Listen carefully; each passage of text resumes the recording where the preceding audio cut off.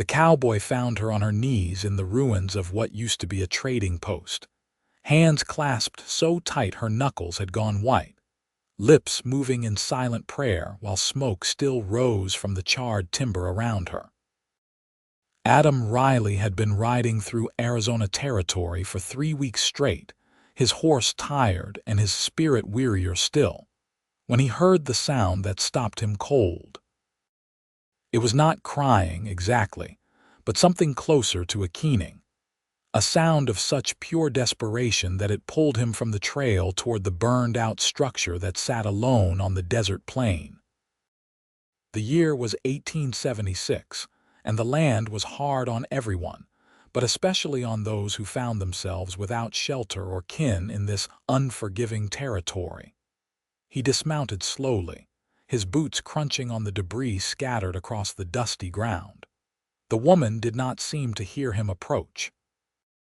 Her dark hair hung loose around her shoulders, tangled with ash, and her dress was torn in several places, revealing scraped and bruised skin beneath.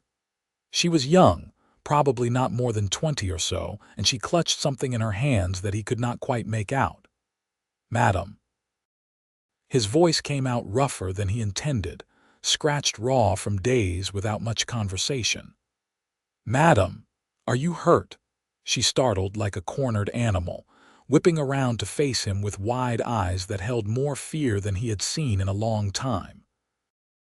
Those eyes were the color of summer leaves, green and vibrant despite the devastation surrounding her. For a long moment, she just stared at him, taking in his dusty clothes, his worn hat, the gun at his hip. Then her gaze dropped to his hands, empty and open at his sides. "Please," she whispered, and her voice cracked on the single word. "Please, I have nothing left for anyone to take." Adam felt something twist in his chest.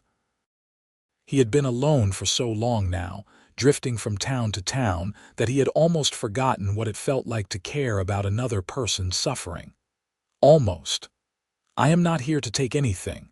I heard you from the road. What happened here?" She looked around at the ruins as if seeing them for the first time. "Raiders came through yesterday evening. They took everything, burned what they could not carry. My aunt and uncle ran this trading post. They told me to hide, and I did. I hid in the root cellar like a coward while they—" Her voice broke completely then, and she pressed her hands to her face. He moved closer, careful not to startle her again. Now he could see what she had been clutching. A small wooden cross, carved with delicate precision, the only thing that looked untouched by the destruction. "You are not a coward for surviving. Where are your aunt and uncle now?" "I buried them this morning," she said flatly. "Out past the well. I did not know what else to do. I do not have anywhere to go, anyone to turn to. They were all the family I had left." Adam looked at her for a long moment, taking in the set of her shoulders, the way she held herself together through what must be unimaginable grief. He recognized that kind of strength. He had needed it himself when his own family had been taken by fever 5 years back, leaving him alone at 23 with nothing but a horse and the clothes on his back. "What is your name?" he asked quietly. She lifted her chin, meeting his eyes with a directness that surprised him. "Victoria."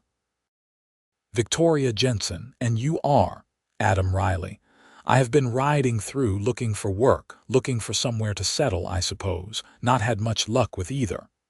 He paused, weighing his next words carefully. "Miss Jensen, I know we are strangers, but I cannot leave you here like this. The nearest town is Seligman, about 15 miles north. I can take you there, help you get on your feet." Victoria looked down at the cross in her hands, turning it over slowly. "I have no money, nothing to pay you with. The raiders took everything of value. I am not asking for payment." She studied him again, and he could see her trying to decide if she could trust him. He did not blame her for the hesitation. The frontier was full of men who would take advantage of a woman in her position. Finally, she nodded slowly. "All right. Thank you, Mr. Riley. I accept your help." They buried the cross in a small hole she dug near her aunt and uncle's graves, marking the spot with a flat stone. Victoria said a few words he could not quite hear, then turned away with squared shoulders and did not look back. She climbed up behind him on his horse, her hands light on his waist, and they rode north toward Seligman as the sun climbed higher in the cloudless sky. The town of Seligman was small but growing, situated along a creek that made the land fertile enough for ranching and farming. When they arrived in the late afternoon, Adam took Victoria straight to the boarding house run by a stern-faced woman named Mrs. Fletcher, who took one look at Victoria's condition and ushered her inside without asking questions. Adam paid for a week's lodging from his dwindling funds and promised to return the next day. He spent that night camped outside of town, staring up at the stars and thinking about green eyes and quiet strength. He had not planned on staying in Seligman, had not planned on much of anything beyond keeping moving, but something had shifted when he found Victoria in those ruins. Some part of him that had been dormant for years had woken up and insisted he could not just ride away. When he returned to the boarding house the next morning, he found Victoria sitting on the front porch, clean and dressed in a borrowed calico dress that Mrs. Fletcher must have provided. Her hair was braided neatly down her back, and the bruises on her face stood out more starkly in the clear morning light. She stood when she saw him, smoothing her skirt with nervous hands. "Mr. Riley, I was not sure you would come back." "I said I would help you get on your feet," he replied, climbing down from his horse. "I am a man of my word, Miss Jensen. I have been asking around town about work. There is a ranch about 5 miles west that needs hands. The owner, Mr. Patterson, is willing to hire me on. The pay is not much, but it comes with a place to stay in the bunkhouse and meals." Victoria's face fell slightly. "That is wonderful for you. I am glad. I have been thinking about what I might do. Mrs. Fletcher mentioned that the saloon is looking for someone to help with cooking and cleaning. It is not ideal, but I do not have many options." Adam shook his head before she had even finished speaking. "No, that is not the kind of place for you. Those men would make your life miserable, and the owner would work you half to death for barely enough to pay for your room." "Then what do you suggest?" There was an edge to her voice now, a hint of frustration breaking through her composure. "I have to survive somehow. I cannot live on charity, and I will not be a burden to anyone."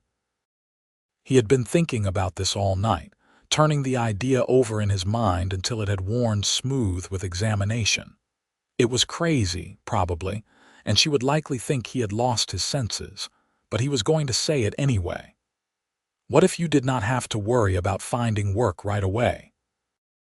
What if you had a home, a real home, and time to figure out what you wanted to do? Victoria frowned. "I do not understand. I just told you I have no money." "I know, but I have 2 hands and a strong back." "Miss Jensen, I found you yesterday praying in those ruins, and I could hear in your voice that you were praying for a home, for somewhere safe. What if I built you one?" She stared at him like he had just sprouted a second head. "You want to build me a house?" "Mr. Riley, we have known each other less than a day.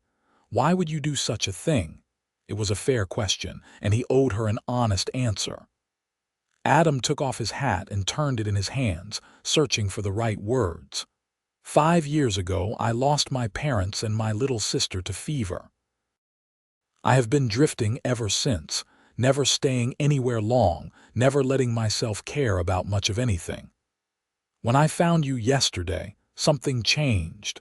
I cannot explain it properly, but for the first time in years, I felt like I had a purpose. You need help and I can provide it. Maybe that is enough reason." Victoria's eyes had gone soft, and when she spoke again, her voice was gentler. "You lost your family too. I am sorry. That must have been terrible." It was. "But it taught me that life is short and uncertain, and when you have a chance to do something good, you should take it." He met her gaze steadily. "I am not asking for anything in return, Miss Jensen. I am not expecting anything from you. I just want to help if you will let me." She was quiet for a long moment, and he could see her weighing the offer, looking for the trap or the catch. But there was not one, and eventually she seemed to realize that. "All right," she said softly. "If you are truly willing, then yes, I accept, but I insist on helping however I can. I am not afraid of hard work." They shook hands on it, her palms small and calloused against his, and Adam felt that same something in his chest again, warm and unfamiliar. He told himself it was just satisfaction at having a plan, a goal to work toward, nothing more than that. The land they chose was about 2 miles outside of town, on a gentle rise that overlooked the creek. The owner of the general store, a graying man named Mr. Hutchins, had mentioned it was available for homesteading, and after filing the proper claim at the land office, they had 160 acres to call their own. Well, Victoria did. Adam had insisted the claim be in her name alone. She had argued about that, but he had been firm. She needed security more than he did. For the first 2 weeks, Adam worked at the Patterson Ranch during the day to earn money for supplies, then spent his evenings at the homestead, clearing the land and planning the house. Victoria stayed in town, helping Mrs. Fletcher at the boarding house in exchange for her continued lodging. But every Sunday, Adam would ride in and bring her out to the property to show her the progress. "It will be small at first," he explained on the 3rd Sunday, gesturing to the stakes he had driven into the ground to mark the foundation. "2 rooms to start, maybe 3 once I get the timber cut. A main room for living and cooking and a separate bedroom for privacy. Later, if you want, I can add on a porch and maybe another room or 2. Victoria walked the perimeter slowly, her fingers trailing over the stakes. She had lost some of the haunted look she had worn when he first found her, and there was color in her cheeks now from the sun and wind. "It seems like an awful lot of work for one person." "I do not mind work. Keeps me out of trouble." He was only half joking. The work was exhausting, but it felt good to be building something instead of just drifting. Besides, some of the men from the ranch have offered to help on their days off. "Word got around about what I am doing, and folks have been kind." She turned to face him, and there was something in her expression he could not quite read. "Why are people being so kind? They do not know me. You would be surprised.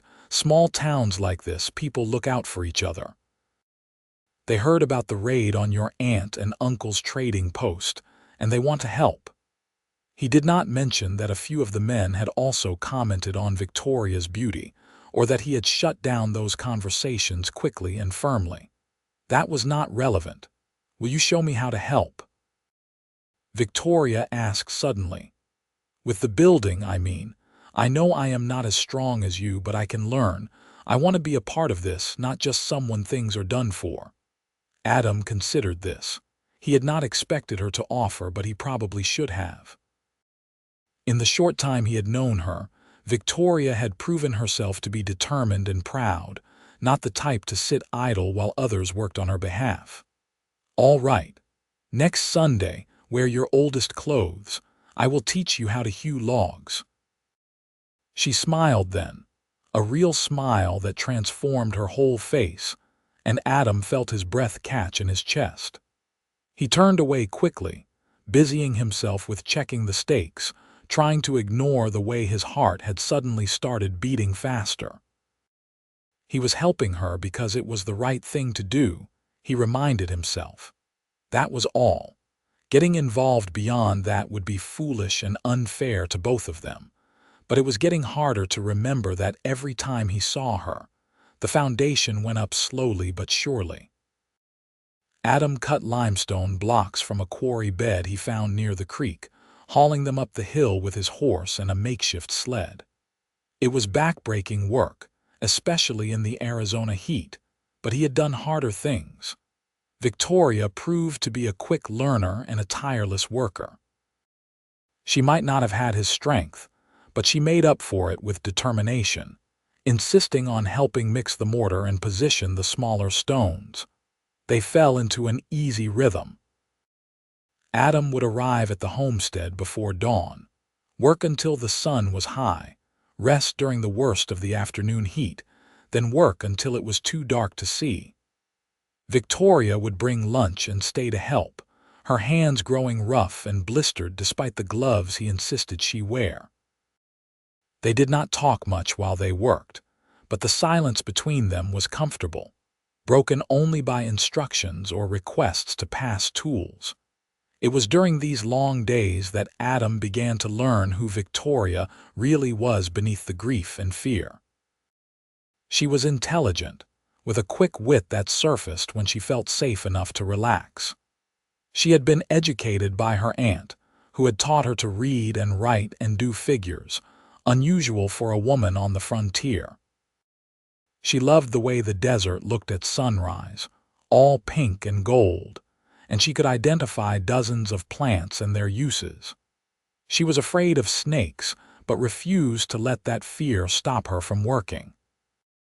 She hummed while she worked, old hymns mostly, and the sound of her voice made even the hardest labor seem bearable. And she was beautiful. Adam tried not to notice, tried to keep his thoughts proper and respectful, but it was impossible. The way the sun caught her hair, turning it copper and bronze. The determined set of her jaw when she was struggling with something heavy. The rare, brilliant smiles she gave when they made good progress. He found himself looking forward to Sundays with an eagerness that had nothing to do with building a house, and everything to do with spending time with her. One evening in late July, nearly 2 months after they had started, they were sitting on the partially completed foundation, sharing water from his canteen and watching the sun set over the desert.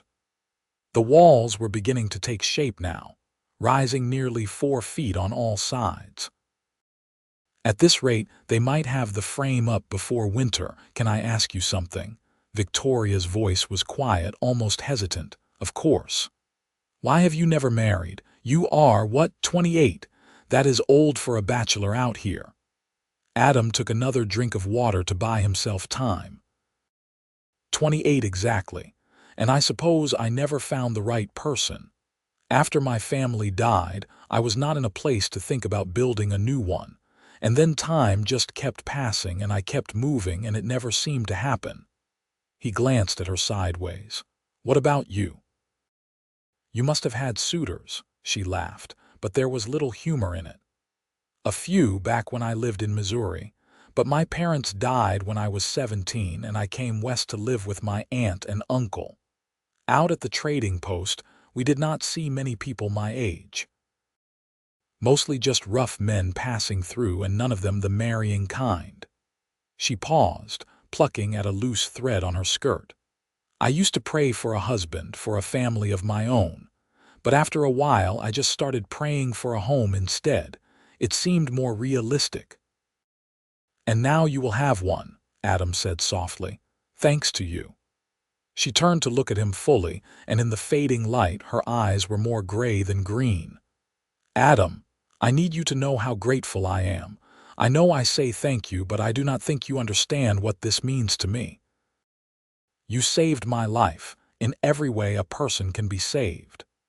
He wanted to tell her that she had saved him too, in ways he was only beginning to understand.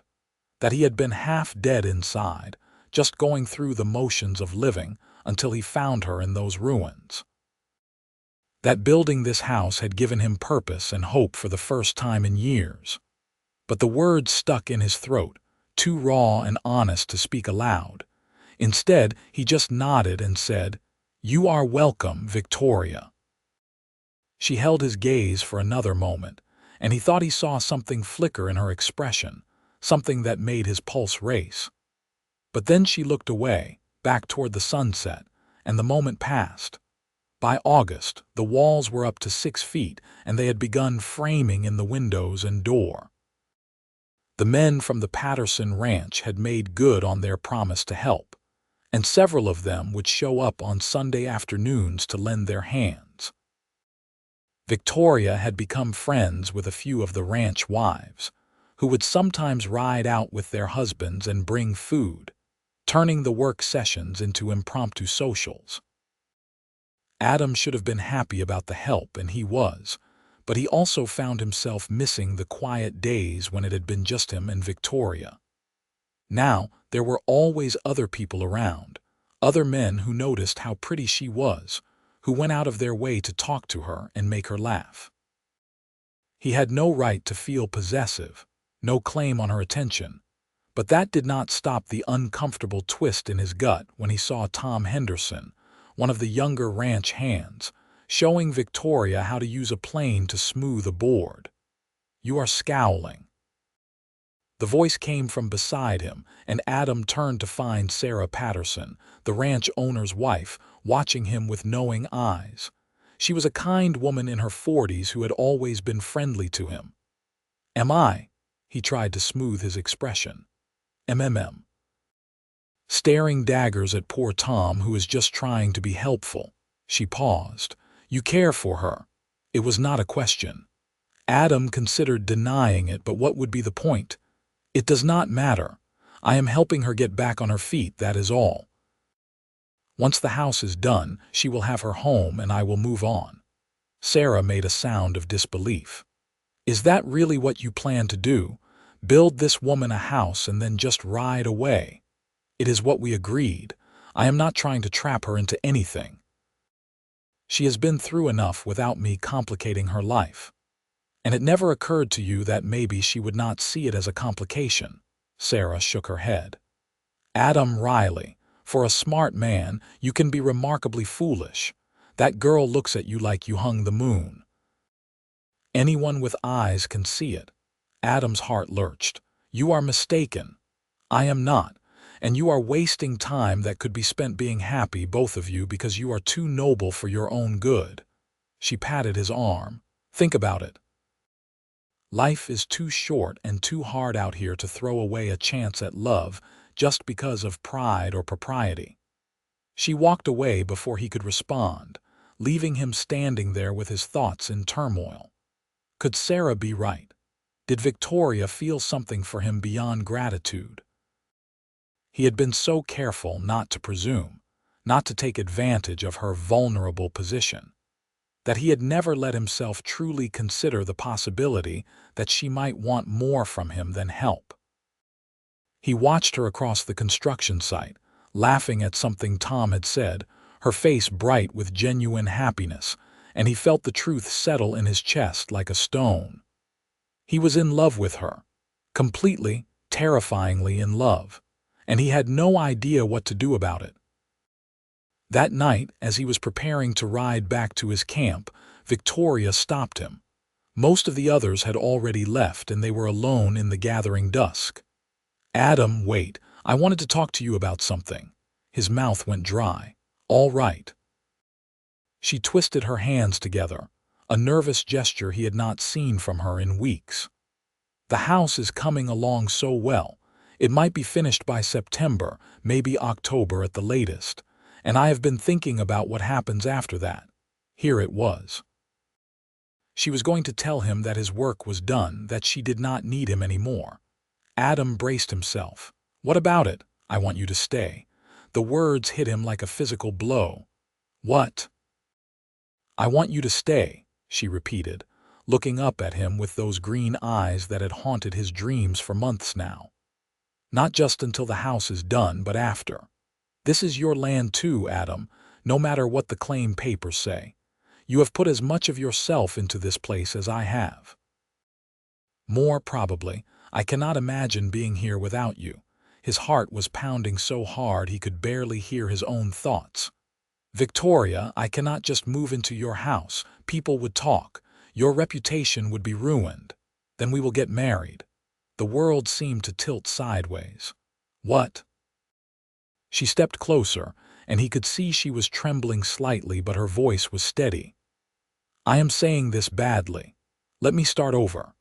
Adam, These past months have been the hardest of my life, but they have also been the best because of you. You are the kindest, most honorable man I have ever known. You make me feel safe and valued and seen. When I think about my future, about this home we are building, you are in every picture. I do not want you to leave. I want you to stay as my husband if you will have me. And before you say anything, I need you to know that this is not about gratitude or obligation. This is about the fact that I love you. I have loved you for a while now, probably since that first Sunday when you showed me the stakes in the ground and I realized you were actually going to keep your promise. Adam could not breathe, could not think, could barely process what he was hearing. You love me. Yes. Her voice was barely a whisper now. Do you think you could ever feel the same way? He laughed, a shocked, breathless sound. Could I, Victoria? I have been in love with you since the day you insisted on learning how to hew logs, maybe even before that.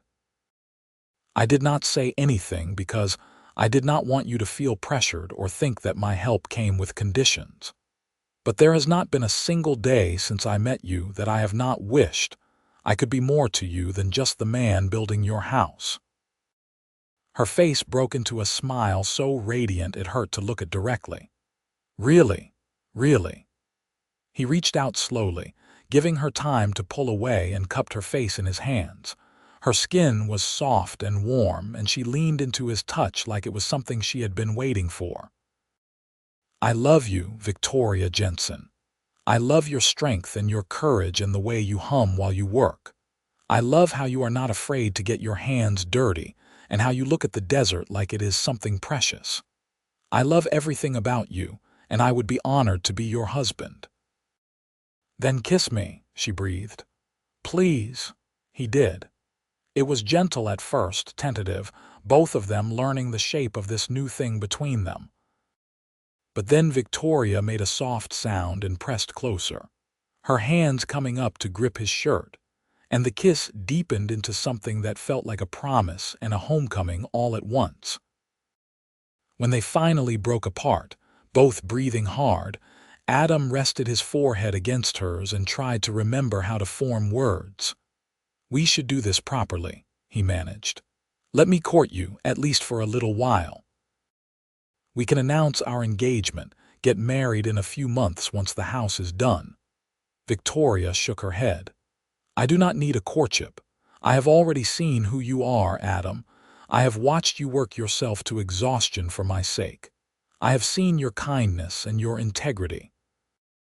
I do not need flowers and pretty words. I just need you. Are you sure? He had to ask, had to give her one more chance to reconsider. This is fast, Victoria. I do not want you to have regrets. My only regret would be wasting a single day we could spend as husband and wife. She pulled back enough to look him in the eye. We have both lost so much, Adam. I do not want to lose this too, not because we were too afraid to reach for it. Marry me soon, please. How could he possibly say no to that? All right, yes, we will talk to the pastor in town tomorrow. They were married 3 weeks later, on a Sunday afternoon in early September, in the small church in Seligman with most of the town in attendance. Victoria wore a simple white dress that Sarah Patterson had helped her sew, and Adam wore his only suit, brushed clean and pressed for the occasion. The ceremony was short, but when the pastor pronounced them husband and wife and told Adam he could kiss his bride, the joy that surged through him was anything but simple. They spent their wedding night at the boarding house, in the room Mrs. Fletcher had decorated with wildflowers and well wishes, and Adam learned that Victoria was as passionate and brave in love as she was in everything else. She came to him without hesitation or shame, and he tried his best to be gentle, to make it good for her, to show her with his hands and mouth and body what she meant to him. Afterward, they lay tangled together in the narrow bed, her head on his chest, his fingers trailing through her unbound hair. This is real, is it not? She murmured. I am not dreaming. It is real. He pressed a kiss to the top of her head. You are my wife, Victoria Riley. I like the sound of that. She tilted her face up to his. Thank you for finding me, for saving me, for building me a home. Thank you for letting me, he replied softly. Thank you for giving me a reason to stay in one place, for giving me a family again. They finished the house by the middle of October, working side by side as husband and wife now, which somehow made every nail driven and every board placed feel even more significant. This was not just Victoria's home anymore. It was theirs, a physical representation of their commitment to each other and their future.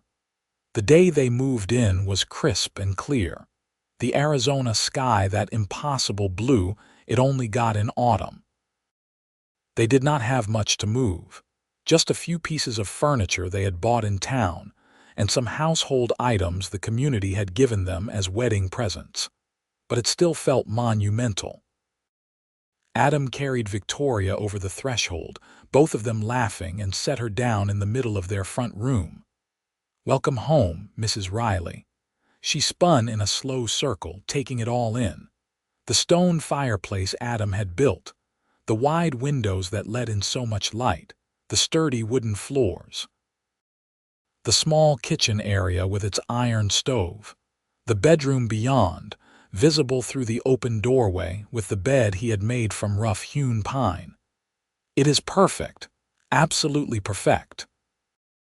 That night, they christened every room, making love with the easy intimacy of people who had found in each other exactly what they had been missing. Later, lying in their own bed in their own house on their own land, Victoria traced patterns on Adam's bare chest and asked, "Do you think you will miss the drifting, the freedom of going wherever you wanted?" Adam caught her hand and pressed a kiss to her palm. Not even a little. I was not free when I was drifting. I was lost. You gave me freedom, Victoria, the freedom to stop running, to put down roots, to build something that matters. I have never been happier than I am right now. She snuggled closer, and he felt her smile against his skin. Good. Because I plan to keep you very happy for a very long time. Is that a promise? That is a guarantee. The first winter in their new home was hard but good. The house proved solid and warm, and Adam was grateful for every hour of work he had put into making it sturdy. He took a job at the Patterson Ranch again, working through the coldest months to bring in money, while Victoria stayed home and made their house into a real home. She sewed curtains for the windows and rugs for the floors. She learned to bake bread in the iron stove, and if the first few loaves came out more like rocks, Adam ate them anyway and declared them delicious. She kept the fire burning and the rooms clean and prepared hot meals that they ate together every evening, talking about their days and making plans for the future. In the spring, they planted a garden, rows of vegetables that Victoria tended with the same determination she had shown when learning to build. Adam built her a chicken coop, and they acquired 6 hens who provided eggs and entertainment in equal measure. They talked about getting a milk cow eventually, maybe some pigs, expanding their homestead into a real working farm. But more than the work and the plans, it was the small moments that Adam treasured. Waking up with Victoria curled against him, her hair tickling his chin. Coming home after a long day to find her waiting on the porch, her face lighting up when she saw him. The way she would reach for his hand without thinking, just to maintain that physical connection. The sound of her laughter, which came more and more easily as the months passed, and the shadows of her past receded. By summer, Victoria was pregnant. She told him on a June evening as they sat on the porch watching the sunset, the same porch Adam had built that spring, adding on to the house like he had promised. He had known something was different, had noticed how tired she had been, how she had turned green at the smell of bacon one morning, but he had not let himself hope until she said the words, "We are going to have a baby. In January, I think." Adam's throat closed up completely. A baby. Their baby. A family. Are you sure? As sure as I can be. Mrs. Patterson came by yesterday and she confirmed what I suspected. Adam, are you all right? You have gone very pale. He realized he was shaking. I am better than all right. I am terrified and thrilled and so happy I can barely stand it. He pulled her into his arms, holding her as carefully as if she were made of glass. I love you so much, and I am going to love our baby just as much. She held him just as tightly. We are really doing this, building a whole life together. We really are.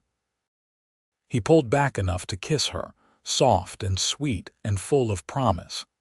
And I cannot wait to see what comes next. The pregnancy was not easy. Victoria was sick for months, barely able to keep anything down, and there were days when Adam worried himself into exhaustion watching her suffer. But she insisted she was fine, that this was normal, and Mrs. Patterson confirmed it.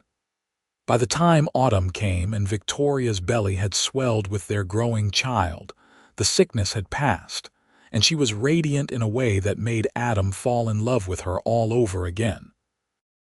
He became obsessively protective, not wanting her to lift anything heavy or work too hard. Victoria tolerated this for about a week before she sat him down and very firmly explained that she was pregnant, not helpless, and if he did not stop hovering, she was going to lose her mind. They compromised. She could do light chores and continue tending the garden, but the heavy work was his responsibility. She could ride into town if she wanted, but only if he went with her. She could do whatever made her comfortable, as long as she promised to tell him if something felt wrong. It was a good compromise, and it lasted right up until a snowy night in late January when Victoria woke him with a hand on his shoulder and said, "Adam, it is time." He had never moved so fast in his life. He had the fire built up and water boiling before Victoria had even made it out of the bedroom. He rode to town at a speed that was probably dangerous given the snow and ice, and brought back Mrs. Patterson and the midwife, Mrs. Cooper, a no-nonsense woman in her 60s who had delivered half the babies in the county. Then there was nothing to do but wait and try not to fall apart.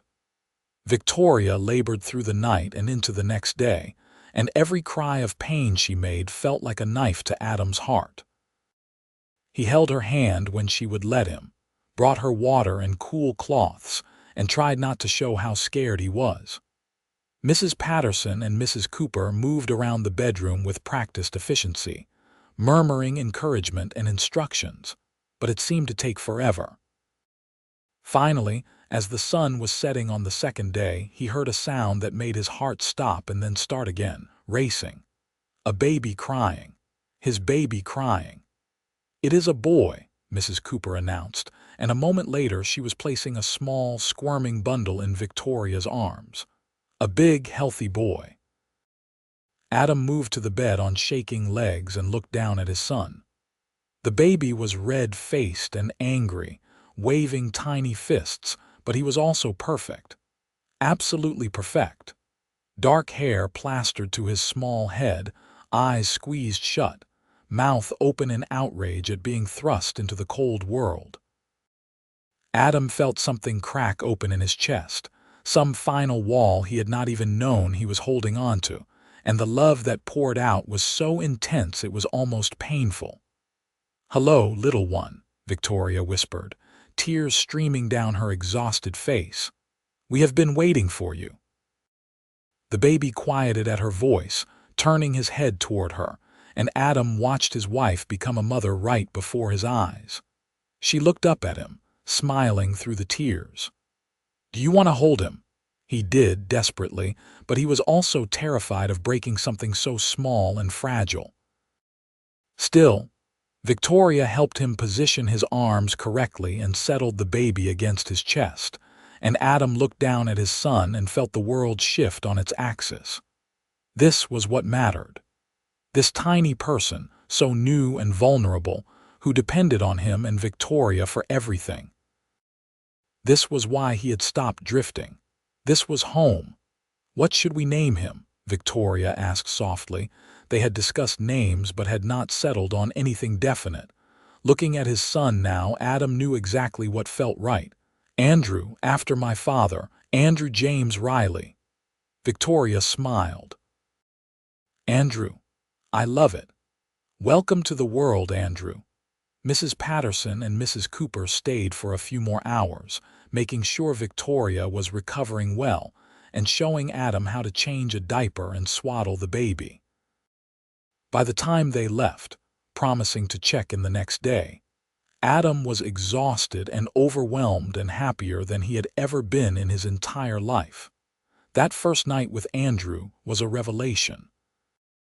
The baby woke every few hours to nurse, and Adam would sit with Victoria while she fed him, marveling at how natural she looked, how right. In the quiet darkness, with just the three of them and the glow of the fire, Adam felt a peace he had never known was possible. We made this, Victoria said softly, stroking Andrew's dark hair as he nursed. Out of nothing, out of loss and grief and loneliness, we made something beautiful. Adam leaned over to kiss her temple. You are the most amazing woman I have ever known. Thank you for our son. Thank you for this life. Thank you for building it with me, she replied, quite literally. He laughed quietly, not wanting to disturb the baby. Best thing I ever built. The months that followed were a blur of sleepless nights and endless diaper changes, and a kind of bone-deep exhaustion Adam had never experienced, even during the hardest days of construction. But they were also full of moments of piercing joy. Andrew's first smile, which he gave to Victoria at 6 weeks old, making her cry happy tears. The way he would grip Adam's finger in his tiny fist, holding on like his life depended on it. The baby sounds he made, somewhere between coos and gurgles, that both parents found endlessly fascinating. By the time spring arrived and Andrew was 3 months old, they had settled into a routine that worked. Adam was back to working at the Patterson ranch, but he came home every evening to his wife and son, and the greeting he received made every long day worthwhile. Victoria had taken to motherhood like she took to everything else, with determination and grace, though she admitted in private moments that it was harder than she had anticipated. Nobody tells you how overwhelming it is, she said one evening as they sat together on the porch, Andrew asleep in her arms. How much of yourself you pour into this tiny person until you are not sure where you end and they begin. Is that a bad thing? Adam asked, concerned. No. Just different than I expected, but I would not change it for anything. She looked down at their son, her expression soft. He looks like you know, same eyes, same chin. I hope he has your kindness too. And I hope he has your strength, Adam replied. Your courage. Your determination to keep going even when things are hard. They sat in comfortable silence, watching the sun set over their land, their home, their life. Adam thought about the man he had been 3 years ago, aimless and hollow, drifting from place to place without purpose. He thought about finding Victoria in those ruins, about the way she had looked at him with such desperate hope. He thought about the promise he had made to build her a home, and how that promise had become so much more than he could have ever imagined. What are you thinking about? Victoria asked. About how lucky I am, about how a single moment, a single decision to turn off the trail and investigate a sound changed everything. He reached over to stroke Andrew's soft cheek, about how grateful I am that I found you that day. I am grateful too, every single day. She leaned against him and Andrew stirred but did not wake. This life we have built, it is more than I ever dared to dream of. A home, a husband who loves me, a beautiful son. Sometimes it feels too good to be real. It is real, Adam assured her, and it is ours forever. The years that followed were full and rich. Andrew grew from a baby into a toddler, then a little boy with his father's dark hair and his mother's green eyes. He was curious and adventurous, always getting into things he should not, and keeping up with him was a full-time job. But he was also affectionate and sweet-natured, quick to laugh and generous with hugs. When Andrew was 3, Victoria became pregnant again, and this time the pregnancy was easier. She was less sick, more comfortable in her own body and confident in what was coming. Their daughter, Alice Marie, was born on a warm September evening with far less drama than her brother's arrival. She came into the world quietly, observing everything with solemn dark eyes, and from the start, she was different from Andrew. Where he was loud and energetic, she was calm and thoughtful. Where he demanded attention, she was content to observe. Adam loved them both with a fierceness that sometimes scared him. Every day with his family felt like a gift he did not deserve but was grateful for nonetheless. He watched Victoria mother their children with the same dedication she had brought to everything else in her life, and he fell more in love with her with each passing year. The homestead grew too. They added 2 more rooms to the house, expanding it to accommodate their growing family. They acquired a milk cow, then 2, then a small herd of cattle. The garden flourished under Victoria's care, providing vegetables they could eat fresh in summer and preserve for winter. Adam built a barn and a proper chicken coop to replace the rough one he had thrown together years earlier. They became a real working ranch, small but successful, and the pride Adam felt in what they had built together never faded. When Andrew was 7 and Alice 4, Victoria came to him with news that made his heart simultaneously soar and worry. Another baby, due in the spring. Adam was 35 now, Victoria 31, and they were both tired in a way they had not been with the first 2 children. But they were also experienced and confident, and when their second son, Thomas William, was born healthy and strong in April, the joy was just as intense as it had been with Andrew. Life continued its forward march. The children grew and thrived. Andrew developed a love for horses and spent hours helping Adam with the ranch work. Alice, quieter and more studious, taught herself to read and was always begging Victoria for stories and books. Thomas was still too young to show his inclinations, but he was a happy, easy baby who rarely fussed. On a summer evening when Andrew was 10, Alice 7, and Thomas 3, the family sat together on the porch that had been expanded multiple times over the years. The children were playing in the yard, their laughter carrying on the warm breeze, and Adam had his arm around Victoria, watching them with contentment so deep it was almost painful. "Can you believe this is our life?" Victoria asked softly. "Sometimes I still think about that day you found me, and I can barely reconcile that broken girl with who I am now." "You were never broken," Adam said firmly. "Hurt, yes, grieving and lost, but never broken. You were always strong, Victoria. I just gave you a place to be strong." "We gave each other that," she corrected. "You were as lost as I was, Adam. We found each other at exactly the right time." He could not argue with that.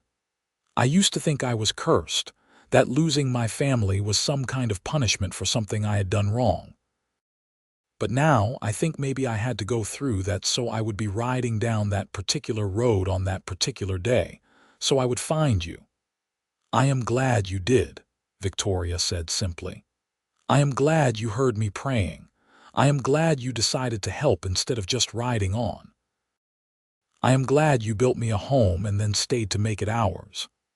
Adam turned to kiss her, still as attracted to her now as he had been when they first met, maybe more so. She was the mother of his children, the partner who had worked beside him to build this life, the woman who knew him better than anyone else ever had. She was everything. "I will always stay," he promised. "This is where I belong, with you, with our children in this home we made together." "I am never leaving." "Good," she replied, leaning into him, "because I am keeping you, Adam Riley. Forever." The children came running up to the porch then, Andrew demanding a story, Alice asking if she could stay up to look at the stars, Thomas just wanting to be picked up and held. Adam and Victoria gathered their family close, and as the sun set over the Arizona desert, painting the sky in shades of orange and pink and gold, Adam sent up a silent prayer of gratitude for the life he had been given, for the woman who had been praying for a home when he found her, for the home he had built her with his own 2 hands, for the love that had grown between them, solid and enduring as the stone foundation of their house, for the children that love had created, for every single moment that had led him here, to this porch, with this family in this place. He had been a lonely cowboy once, drifting without purpose or direction. But he was lonely no more. He was a husband, a father, a rancher, a man with roots deep in the Arizona soil. He was home, and he had never been happier. Years continued to pass in the rhythm of ranch life. The children grew tall and capable, each finding their own path while remaining close to the family. Andrew, at 17, was nearly as tall as Adam now, with broad shoulders from years of ranch work, and a natural way with horses that made him invaluable. He had started courting a girl from town, the daughter of the blacksmith, and though Adam was not quite ready to accept that his son was nearly a man, he could not deny the evidence before his eyes. Alice, at 14, had become a voracious reader and a talented artist. She would spend hours sketching the desert landscape, capturing the harsh beauty of their home with surprising skill. She talked about becoming a teacher someday, about bringing education to children in remote areas who might not otherwise have access to it. Victoria encouraged this dream, having always valued education herself. Thomas, at 10, was still finding himself, but he showed signs of being the most like Adam in temperament. Quiet and thoughtful, he preferred working with his hands, building and fixing things. He had already constructed several small projects on his own, including a cart for hauling wood and a new gate for the chicken yard.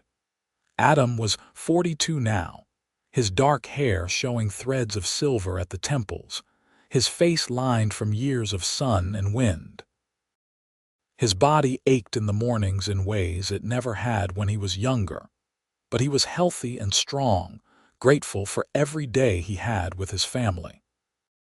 Victoria was 38, still beautiful to him, though she complained about the fine lines around her eyes and the gray strands appearing in her hair. To Adam, she looked exactly as she should, like a woman who had lived fully, loved deeply, and raised 3 wonderful children.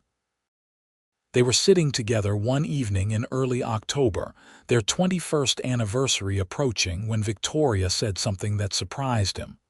"I want to go back." Adam looked up from the harness he was mending. "Back where? To the trading post, or what is left of it?" "I have not been there since the day you found me, and I think I need to see it again, to prove to myself how far I have come." The request made him uneasy. The trading post was long gone, burned to nothing and reclaimed by the desert, but he understood why she might want to visit. Still, he worried about what returning to that place might stir up for her. "Are you sure? It might be harder than you think." "I am sure, and I want you to come with me. I need you there." She reached for his hand. "Will you take me?" How could he refuse? "Of course. When do you want to go?" "This weekend. The children are old enough to manage on their own for a day. Andrew can handle things here." So that Saturday, they rode out together, just the 2 of them, following the roads and trails Adam vaguely remembered from more than 2 decades earlier. The land had changed in subtle ways, but his sense of direction was good, and by midday, they reached the spot where the trading post had stood.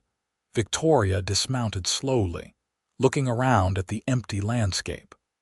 There was almost nothing left to indicate a building had ever been here.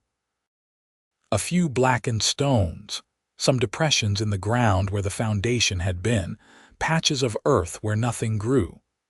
The well was still visible, filled in now but marked by a ring of stones.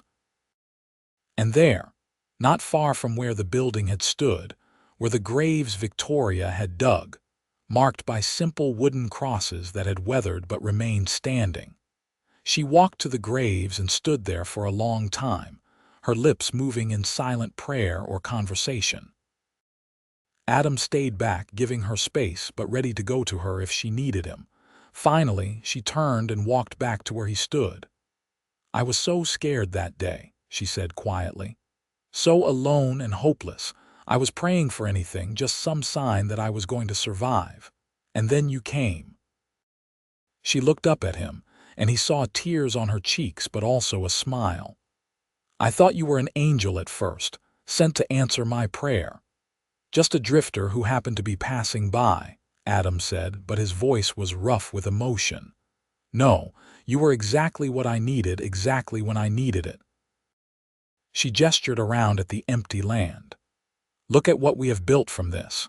From loss and grief and desperation, we created something beautiful and lasting. Our children will never know what this kind of loneliness feels like. They will grow up safe and loved and secure. That is because of you, Adam, because you decided to help a stranger when you did not have to. And because you had the courage to accept that help," Adam replied, "because you were strong enough to keep going, to build a new life. I may have provided the labor, Victoria, but you provided the reason. You gave me purpose again. You saved me just as much as I saved you."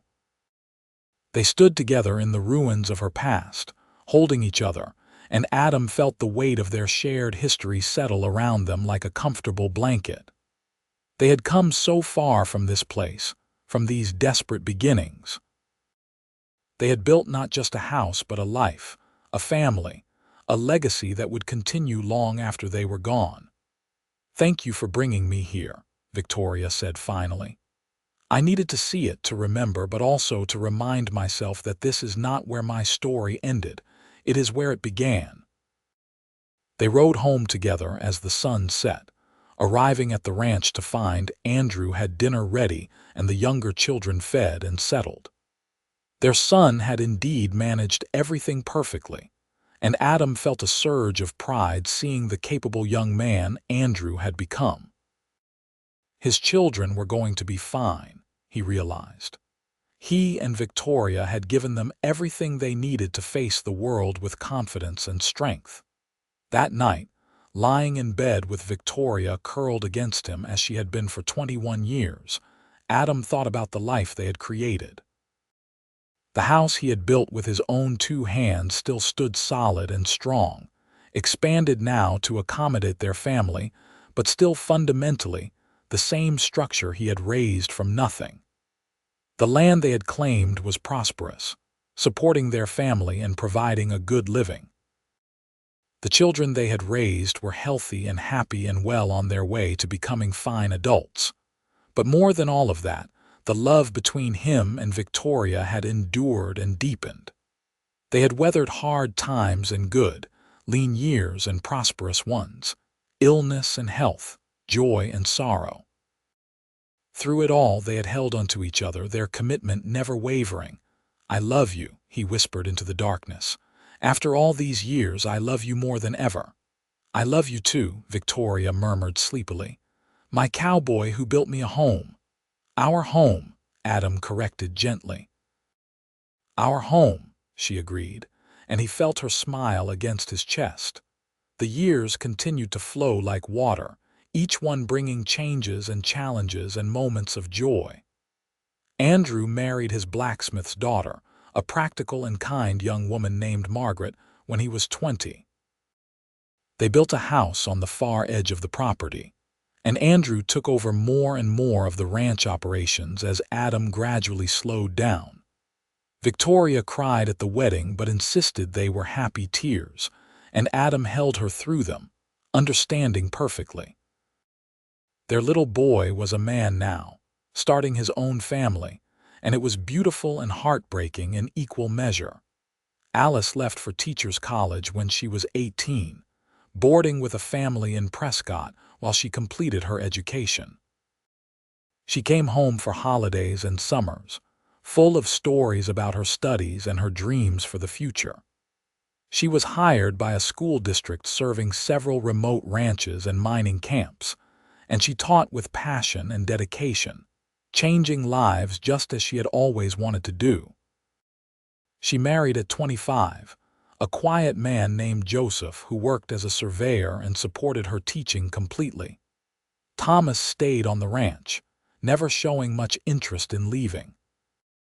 He married at 23, a rancher's daughter from the next county over, and they settled into the original house with Adam and Victoria, making it a multi-generational home. His wife, Catherine, was a skilled seamstress and helped Victoria with the endless mending and clothes making that a ranch required. By the time Adam was 55 and Victoria 51, they were grandparents 4 times over, with more grandchildren on the way. Andrew and Margaret had 3 children. Alice and Joseph had 1 with another coming, and Thomas and Catherine had just welcomed their first. The ranch that had started as a desperate bid to give Victoria a home had become a thriving multi-family operation, supporting them all comfortably. Adam had aged into his 50s with relative grace, though his back bothered him more than he liked to admit, and his hands were gnarled from decades of hard work. But he was healthy and active, still able to put in a full day's work when needed, though he left more and more of the heavy labor to his sons and their hired hands. Victoria had softened with age, her hair gone fully silver, her face lined but still beautiful to him. She spent her days tending an elaborate garden, helping with the grandchildren, and managing the household with the same quiet efficiency she had always shown. They were sitting together on the porch one evening, watching the grandchildren play in the yard when Victoria said, "We did it, you know. Everything we hoped for, everything we dreamed about in those early days, we built it all." Adam took her hand, lacing their fingers together. "We did, and it is better than I ever imagined it could be." "Do you have any regrets?" she asked. "Anything you wish had been different?" He thought about it seriously, wanting to give her an honest answer. "No, not a single one. My life before you was empty, Victoria. You filled it with meaning and love and purpose. Every choice I made after finding you, I would make again in a heartbeat. Even the hard parts. The lean years when we were not sure we would make it through the winter. The times when one of the children was sick and we did not sleep for days. The arguments and disagreements. Especially those parts," Adam said firmly, "because we got through them together and they made us stronger. A life without challenges would have been boring. Our life has been anything but boring." She laughed, a sound he never tired of hearing. "That is certainly true. Adam Riley, you have given me everything I ever wanted and so many things I did not even know to want. I am so grateful I was praying in those ruins that day. I am so grateful you heard me." "I will always be grateful I stopped to investigate," Adam replied. "Best decision I ever made." They sat in comfortable silence, watching their grandchildren play, watching the sun set over the land they had claimed and tamed and made their own. This porch, these boards beneath their feet, Adam had cut and sanded and nailed with his own hands more than 30 years ago. The house behind them he had built room by room, year by year, expanding it as their family grew. The barn, the corrals, the fences, the well, all of it bore the marks of his labor and Victoria's planning. But more than the physical structures, they had built something less tangible but far more important. They had built a family, a legacy, a story of love that their children and grandchildren would carry forward. They had taken 2 broken, lonely people and created something whole and beautiful. As the stars began to appear in the darkening sky, their youngest grandchild, a 3-year-old boy named Samuel, came running up to the porch demanding a story. Adam picked him up, settling the boy on his lap, and Victoria moved closer so they were all touching, connected. "What kind of story do you want?" Adam asked. "A true one," Samuel declared. "About when you were young." Adam and Victoria exchanged glances, and he saw his own feelings reflected in her eyes. Where to even begin? How to explain to this child, who had never known anything but security and love, what their lives had been before they found each other? "A long time ago," Adam began, "I was traveling through the desert and I heard someone praying. I followed the sound and found your grandmother in the ruins of her aunt and uncle's trading post. She had lost everything and was praying for a home." "What did you do?" Samuel asked, his eyes wide. "I built her one," Adam said simply. "With my own 2 hands I built her a house. This house, actually. And then we fell in love and got married and had children, and those children had children, and one of those children is you." "That is a good story," Samuel pronounced. "But why did you build Grandma a house?" Victoria fielded that question, her voice soft. "Because your grandfather is the kindest, most generous man I have ever known. Because when he saw someone in need, he helped, even though he did not have to. Because he changed my life and made everything possible." Samuel seemed satisfied with this answer. He snuggled against Adam's chest, clearly getting sleepy, and Adam held him close, breathing in the scent of sun and grass and childhood that clung to the boy. This was what it was all for, he thought. These moments, this love, this family. The years passed into decades, and Adam and Victoria grew old together, their love never diminishing even as their bodies weakened. They celebrated their 40th anniversary surrounded by children, grandchildren, and even a few great-grandchildren, the house and yard packed with family who had all come from the love between 2 lonely people who had found each other in the desert. Adam was 68 when his heart finally began to fail him. He had lived a long, full life, and he was ready when the time came, but he worried about leaving Victoria. They had been together for over 40 years, had never spent more than a few days apart in all that time. How would she manage without him? But Victoria, strong as ever, held his hand through those final weeks and assured him she would be fine. "You gave me everything I needed," she told him. "A home, a family, a life full of love. I will miss you every day, but I will not fall apart. You built me too strong for that." "You were always strong," Adam rasped, his voice weak. "I just gave you a place to show it." He died on a cool October evening, surrounded by family, with Victoria holding his hand and whispering words of love. His last thought was of her as she had been that first day, kneeling in the ruins, and of how far they had come together. Victoria grieved him deeply but did not break. She lived another 7 years, staying active and involved with her family, telling stories about Adam to anyone who would listen. She made sure everyone knew what kind of man he had been, how he had saved her, how he had built their entire life from nothing but determination and love. When she finally passed peacefully in her sleep at 75, the family buried her next to Adam on a hill overlooking the ranch. Under the wide Arizona sky, they had both loved. The house Adam had built still stood solid and strong, now over 50 years old, still occupied by family, still the center of the life they had created. Their children and grandchildren and great-grandchildren would tell the story for generations. About the lonely cowboy who found a woman praying for a home and built her one with his own 2 hands. About how that act of kindness had blossomed into a love that lasted a lifetime and created a legacy that would endure long after they were gone.